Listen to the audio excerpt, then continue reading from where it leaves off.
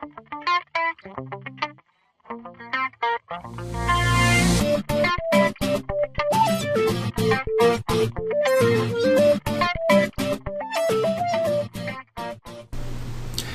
and welcome to another lesson on UPK. In this lesson I want to cover some of the editing features of the application. In order to do that, we need to get some material into the application. There's a couple of ways to do that. We can do a simple recording, which I've shown you on some past videos, or you can download an ODARC file, which is basically an archive recording that you do in UPK. I have a small one out here on my website.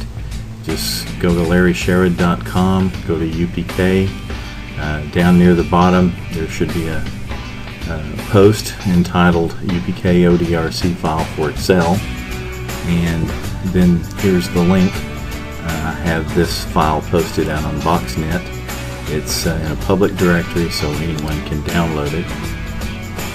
When you click that, it should come up into the screen you see below, and then you can just go ahead and download it and follow the import feature that I've covered in past videos and bring it into your UPK developer. So once you've done that, we can go to the developer screen, and here's the module with the different sections, and then down onto the different topics. So if we'll come to this first topic here, and if you just double click on that, we'll go into the editing mode.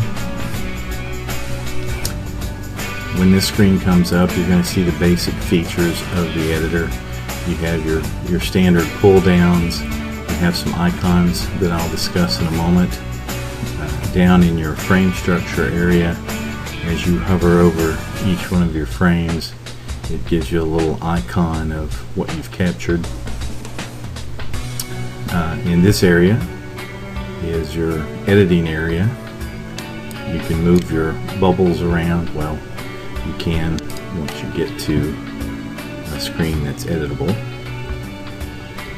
But let's stay at our start screen for just a moment. In this bubble, you can manage those text areas, and you can do several things in that text area. Highlight that. I can bold it, italicize it, underline it, change colors. These are all just basic features that you can use with any text editing tool.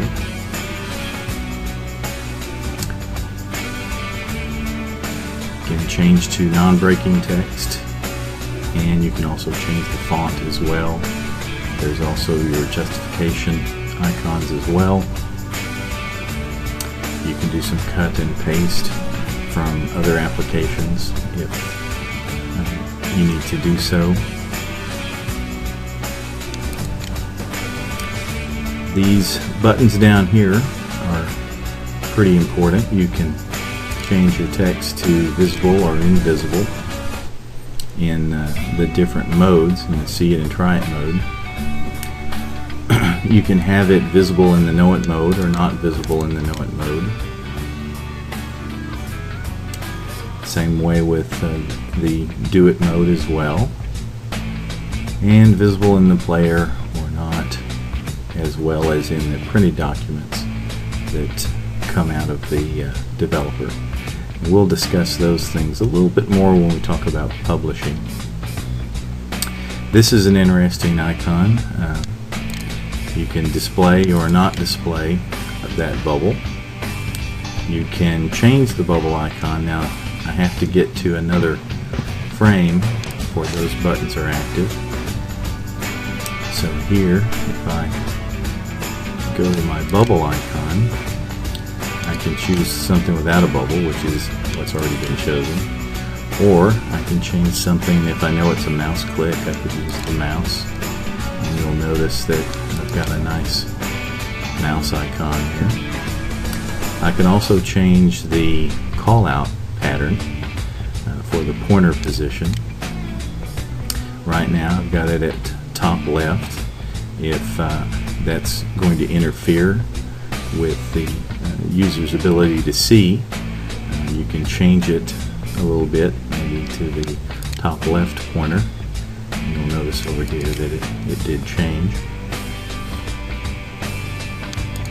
Most of the time it's going to default to this one, which about 80% of the time is appropriate. You can change the background color. For instance, if you like something a little different, you can do so.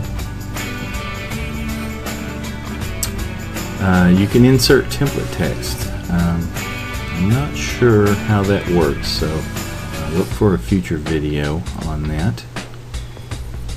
And again, with those templates, you can do some templatizing of the application. So I'm going to have to do some read up on that before I can get back to you on that one.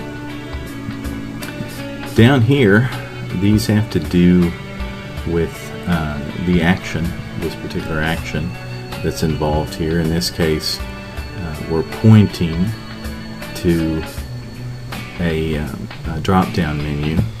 If I wanted to change that point, and the reason I say point is because it's noted here in the bubble menu, I could change that point to, say, a left click, and then it would say click the data menu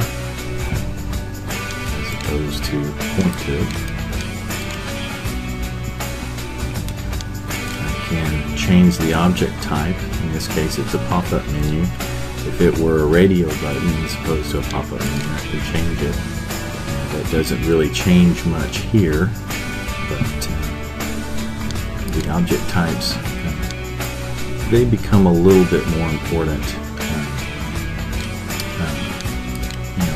as to getting the right structure in the recording.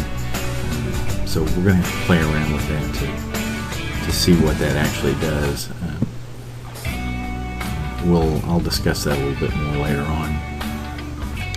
In this case, our object is data. This delay time is very important. In the see it mode, if your delay time is 5 seconds, it's going to take 5 seconds before the action of that particular screen capture takes place. So, if you want to change your see it mode to run a little faster, you can set it to 0, or if you wish, you can put in lesser delay. Here I can modify my action, and I can create a new action area. I'll talk about that a little later on in some of the more advanced editing videos that I'm going to do.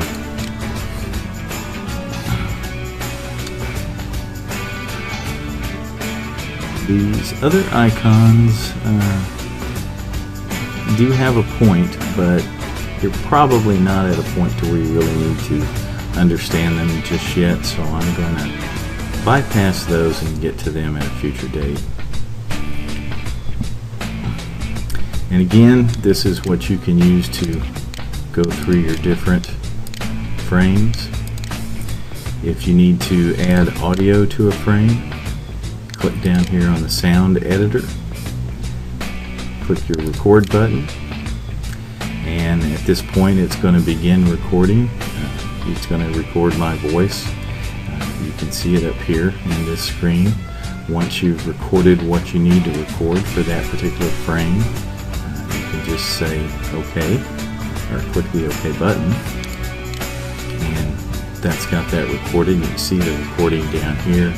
You can even play the recording if you wish. And at this point it's going to begin recording.